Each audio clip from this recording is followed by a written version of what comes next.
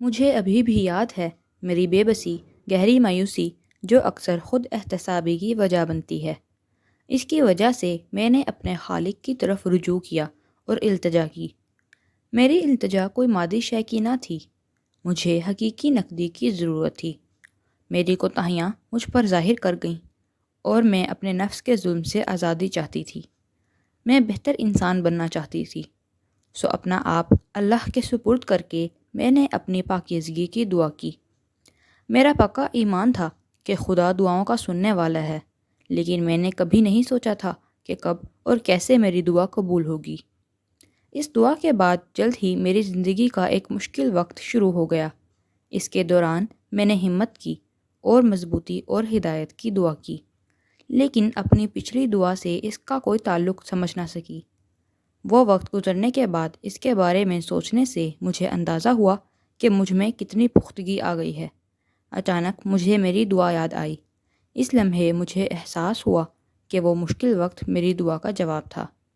رومی کے الفاظ اس کو خوبصورتی سے بیان کرتے ہیں: جب کوئی قالین کو چھڑی سے مارتا ہے تو اس کا جواب قالین کی پٹائی نہیں ہوتا، بلکہ وہ اس میں سے مٹی کو نکالنا چاہتا ہے۔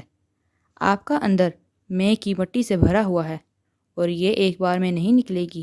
ہر سختی اور دھچکے کے بعد یہ آہستہ آہستہ دل کے اوپر سے صاف ہوگی، کبھی سوتے میں اور کبھی جاگتے میں۔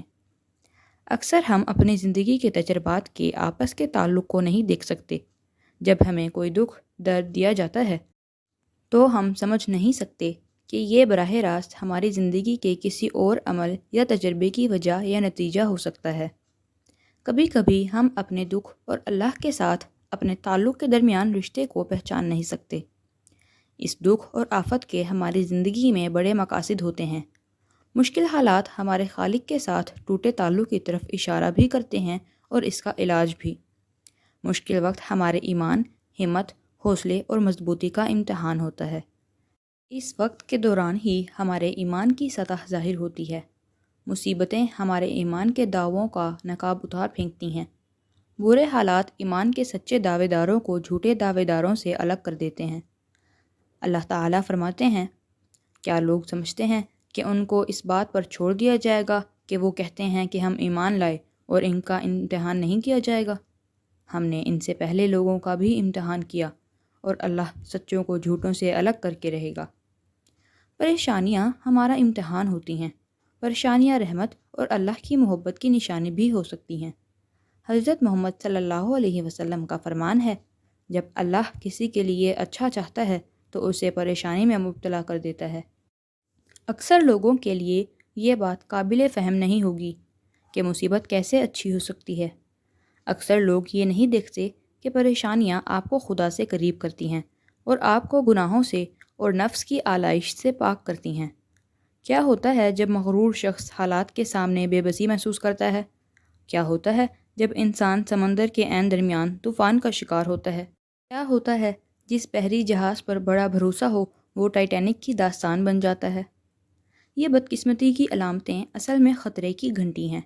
یہ ہمیں جھنجھوڑتی ہیں، ہمیں عاجز کرتی ہیں اور ہمیں خدا کے سامنے اپنی اوقات یاد دلاتی ہیں۔ اور اس طرح یہ ہمیں ہماری لاپرواہی، ہمارے دھوکے، فریب اور ہماری آوارہ مزاجی کی غفلت سے نکال کر ہمیں اپنے خالق کے سامنے لے آتی ہیں۔ مصیبتیں ہماری آنکھوں پر پڑا آسائشوں کا پردہ ہٹا دیتی ہیں اور ہمیں یاد کراتی ہیں کہ ہم کون ہیں اور کس سمت جا رہے ہیں۔ اللہ تعالیٰ کا فرمان ہے: ہم نے انہیں اچھے اور برے وقت سے آزمایا کہ شاید وہ لوٹ آئیں۔ ایک دوسری آیت میں اللہ تعالیٰ نے واضح کیا: جب بھی ہم کسی علاقے میں کوئی نبی بھیجتے تھے تو اس علاقے کے لوگوں کو تکلیف اور مصیبت میں مبتلا کر دیتے تھے کہ وہ عاجزی سیکھیں۔ عاجزی اور انکساری انسان کی روح کو پاک کرتی ہیں اور اللہ تعالیٰ مومنین کو قرآن میں تسلی دیتے ہیں اور یقین دلاتے ہیں ان کے دکھ ان کی عزت اور درجات میں بلندی کا باعث ہیں۔ اللہ کا فرمان ہے: اگر تمہیں کوئی تکلیف پہنچی ہے تو تم سے پہلے اسی طرح کی تکلیف انہیں بھی پہنچ چکی ہے۔ یہ دن ہم لوگوں کے درمیان پھیرتے رہتے ہیں تاکہ اللہ ایمان والوں کی پہچان کر دے اور کچھ کو شہادت کے درجے پر فائز کرے، اور اللہ ظالموں کو پسند نہیں کرتا۔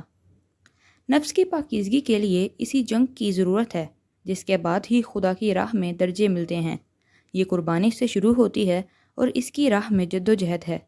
یہی وہ راستہ ہے جو خدا نے واضح کیا ہے جب فرماتا ہے کہ اے انسان، تو مشقت پہ مشقت برداشت کر کے اپنے رب کی طرف بڑھ رہا ہے اور ایک دن تو اس سے جا ملے گا۔